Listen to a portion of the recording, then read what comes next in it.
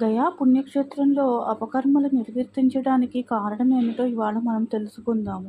పూర్వం 125 యోజనాలు అనగా సుమారు 1000 మైళ్ళు పొడవుండే గయాసురుడనే రాక్షసుడు విష్ణువుపై ఘోర తపస్సు చేసెను. ఆ శక్తితో లోకాలను అల్లకల్లోలం చేసెను. బ్రహ్మ గయాసురుడితో దేవతలు యజ్ఞం చేయుట కొరకు పవిత్ర స్థలాన్ని చేస్తూ నీ దేహంపై చేయుటకై అనుమతి కోరగా సంతోషించి అంగీకరించెను.